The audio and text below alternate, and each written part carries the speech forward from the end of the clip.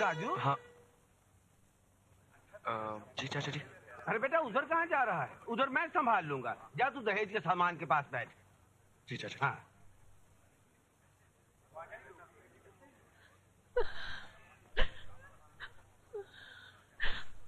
अरे सुमन। जी बुआ जी। तू कहाँ जा रही है बेटी? अब आकर संभाल से। जी। ये रो रो के निढाल हो रही है। मेरे तो हाथ पांव फूल रहे हैं बेटी। अब जाके तू ही बिठा।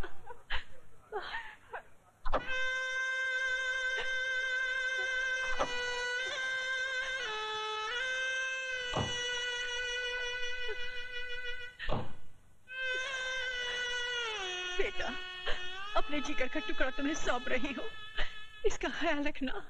जी माँ जी। चलो। मत रोइए बुआ जी।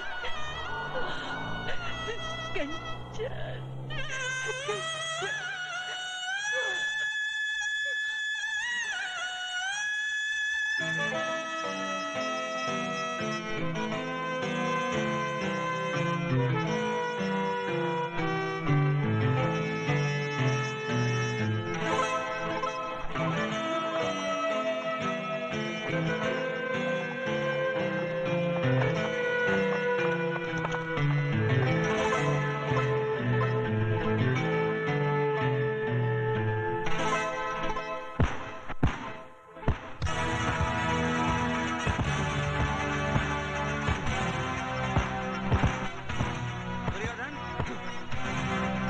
बिहारी जी ने बुलाया है।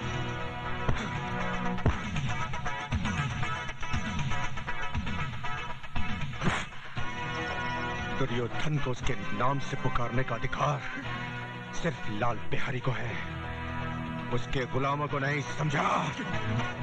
कह देना कि मैं तैयार होकर आता हूं।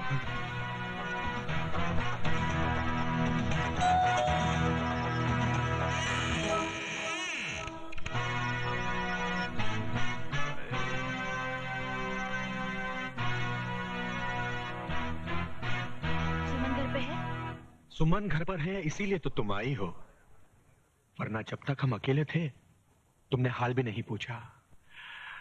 अरे कभी अपनी सहेली के भाई के लिए भी तो थोड़ा वक्त निकाल लिया करो। तुमने मेरी बात का जवाब नहीं दिया। तुम्हारी बात का जवाब किसी भी शरीफ लड़की का थप्पड़ दे सकता है, लेकिन मैं तुम्हें जलील करके अपनी सहेली को रुसवा करना नहीं चाहती।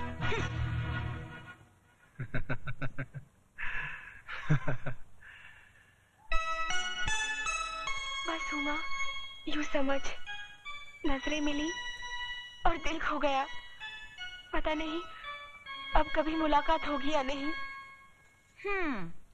वो हीरो तेरी फुफेरी बहन की शादी में आया था, राइट? राइट। वो दूल्हे के साथ साथ था, यानी कि वो लड़के वालों की तरफ से आया था, राइट? अरे राइट की बच्ची, ये सब तो मुझे भी पता है। ये बता कि उससे मुलाकात कैसे हो सकती है? बताती हूँ। तो दिल का कागज ले, प्यार का कलम बना और अपने आंसुओं की स्याही से अपने फुफेरी बहन को लिख कि तेरी शादी में तेरे मियाँ के साथ जो हीरो था वो कौन था, वो कहाँ से आया था, उसका नाम पता क्या है?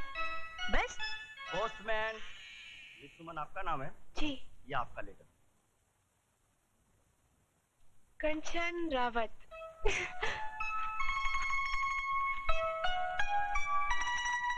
प्यारी बहन सुमन, तेरे खत का जवाब लिख रही हूँ।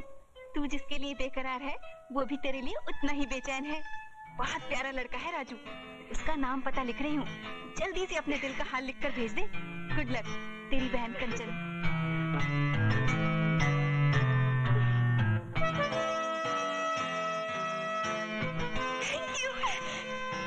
मेरी बहन। नमस्ते माँ जी। नमस्ते। भाग तो ऐसे रही है जैसे कोई खजाना हाथ में है। ऐसे ही कुछ है क्या? जी कुछ नहीं। उमा घर में है? हाँ है, तू बैठ, मैं बाजार से आती हूँ। ठीक, बाय।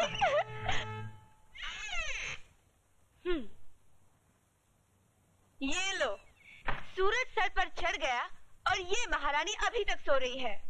उमा उठ, उमा!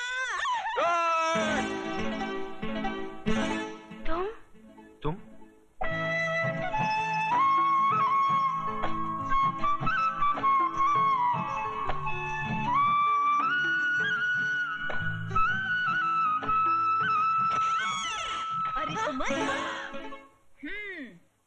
बड़ी तेज है रे तू।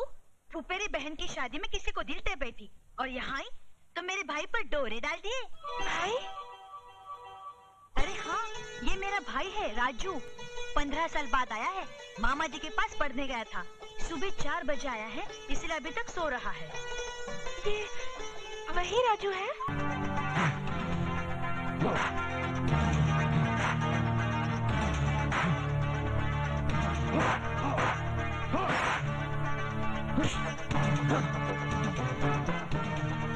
जी तो चाहता है कि तुझे इस पंचिंग बैग की जगह पर लटकाकर तेरे जिस्म पर घूंसों की बारिश कर दूं। देखिए भाई साहब, आपको कोई गलतफहमी हो रही है। गलतफहमी नहीं, पूरी जानकारी है। 15 साल के बाद तू अपने मामा के घर से लौटा है। 1 हफ्ते से इस मोहल्ले में घूम रहा है और तुझे मुझसे मिलने की फुर्सत तक नहीं। यार हफ्ता कैसे गुजर गया पता ही नहीं चला। पता चला तो सिर्फ इतना कि मेरा वो दोस्त जिससे स्कूल का बैग नहीं उठाया जाता था 6 फुट का हट्टा कट्टा जवान हो गया है और जिसके एक घूसे से दीवार में छेद हो जाता है। यार तू करता क्या है? हड्डियां तोड़ता हूं। क्या? चला तुझे दिखाता हूं।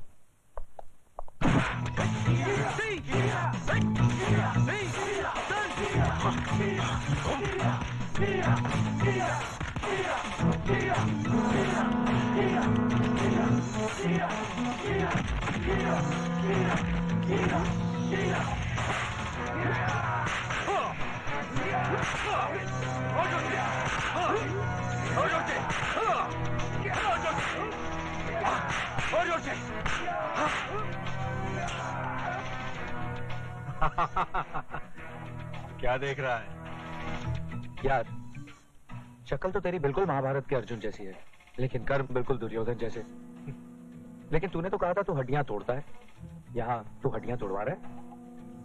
मुझे हड्डियां तोड़ने और तुड़वाने दोनों के पैसे मिलते हैं। पैसे मिलते हैं? हाँ। कौन देता है? वही जो तोड़ने के पैसे देता है। अच्छा, तो इसका मतलब है कि कलयुग के इस दुर्योधन के साथ भी कोई शकुनी मामा है।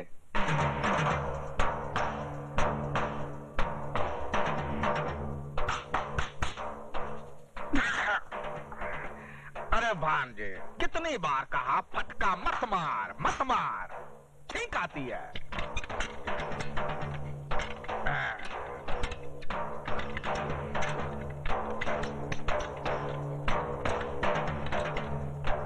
ये देखो। जय बजरंग बली, तोड़ दुश्मन की नली। वो तो टूट गई समझो।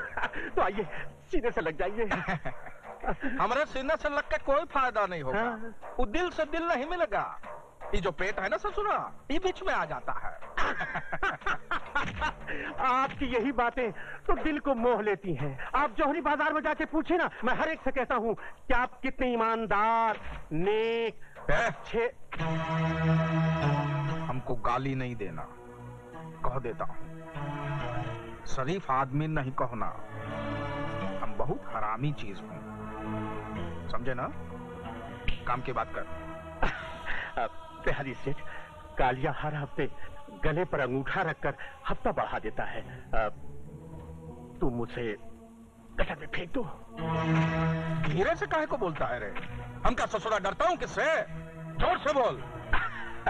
बिहारी सेठ, कालिया को मारने का इंतजाम सिर्फ आप कर सकते हैं और इसके लिए मैं आपको 10,000 रुपए दूंगा। 1 साल से यहाँ ही झक मार रहे हो। कंपटीशन में हिस्सा लेने लायक नहीं बने ना, तो यहाँ पर तुम्हें लटका दूंगा, छोड़ूंगा नहीं। देखो भाई, लाखों रुपया खर्च करता हूँ तुम लोगों पर। आराम का पैसा नहीं आता हमरा। इधर का पसीना इधर तक आता है कमाने में। हाँ सेठ, क्या कह रहे थे तुम? जी मैं ये कह रहा था कि कालिया को मरवाने के लिए मैं आपको 20,000 रुपए तक दे सकता हूँ। एक बुड़बक के नाती, एक आदमी मारने का तैयारी हो रहा का मच्छर मारने का? मार दे घन और कर दे चित। दे तू ये भैया ये का ट्रेनिंग दे रहा है तू? है कि जरा सिखा इनको, नहीं तो ससुर के नाते कंपटीशन में हमारे कपड़े बिकवा देंगे। नंगे भेजोगे का बिहार? हाँ सेठ, क्या कह रहे थे तुम? ठीक से सुने नहीं। जय बजरंग बली, जय हनुमान ज्ञान सागर। जी वो इस काम के लिए व्यापारी 50,000 भी दे सकते हैं। महावीर विक्रम बजरंगी कुमति निवास सुमति के संगी कंचन वर्ण विराट सुवेश 1 लाख और ध्वजा विराजे कांधे मुज्जने उसाजे शंकर सुवन केसरी नंदन। 1 लाख काम के पहले, दूसरा लाख काम के बाद।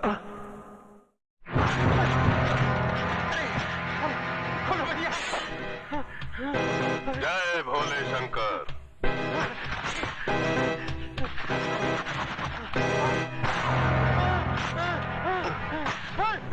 जय भोले शंकर। रे जाड़िया धार देखता है? अरे धार साला पत्थर पे खिस खिस के नहीं बनाएला है, बल्कि तेरे जैसा हरामी लोग का आंतड़ी काट काट के तेज खेला है। क्या कालिया भाई मुझसे गलती हो गई, मुझे क्षमा कर दो। जय भोले शंकर। ये पापी पाप खुद किया, क्षमा मांगने तेरे भगत के पास आ गया। पहले वह चोटी वाले भैया को सुपारी देता है। अरे वो चोटी वाले भैया को तो चोटी काट के अपन झाड़ू बनाएगा, लेकिन उसके पहले साला अपन तेरे को खलास करेगा। अपन सिर्फ प्रसाद खाता है। ढक्कन खोल। साला झाड़िया, ये गटर देखा? ये गटर का मुंह अपन की खोली में खुलता है, और इसका दुम किधर है उसका साला पुलिस तक को पता नहीं है। अभी तक साला 99 लोग को काट के इस गटर में फेंकेला है। आज तेरी बारी है।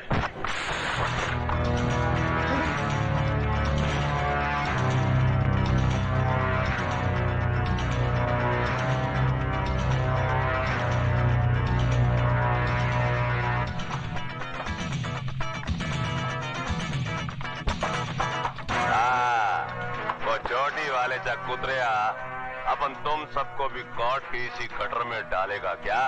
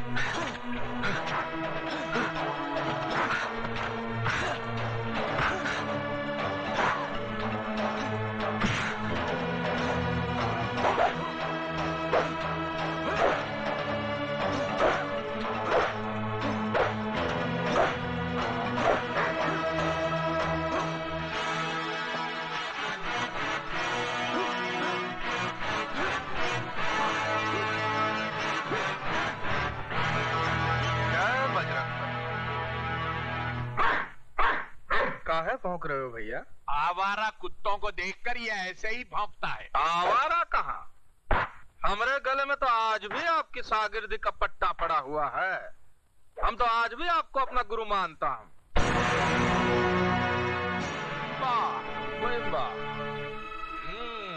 बड़ा अच्छी जगह निवास स्थान बनाया है और खूब तैयार किया है अपने बेटे को।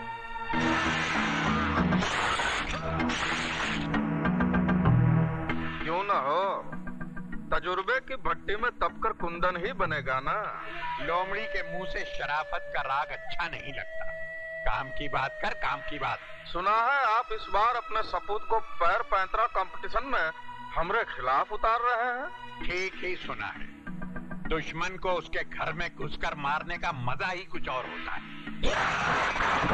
अरे जिनकी आग पर दुश्मनी की हंडिया पकाने से क्या फायदा ठाकुर साहब। हमरे अखाड़े में खिलाड़ियों पर दाव लगते हैं।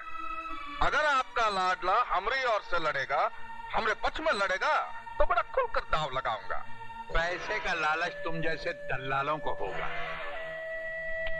जो मासूम खिलाड़ियों को दौलत की लालच से गुमराह करके उनकी जिंदगी और मौत को दांव पर लगाकर अपनी तिजोरियां भरते हैं। ये मार्शल आर्ट जिसे हमारी संस्कृति ने जन्म दिया था, आज दूसरे मुल्कों की शान बन गया है। लेकिन अफसोस, ये फन हमारे ही मुल्क में एक लावारिस बच्चे की तरह है जो अपना भविष्य तलाश कर रहा है।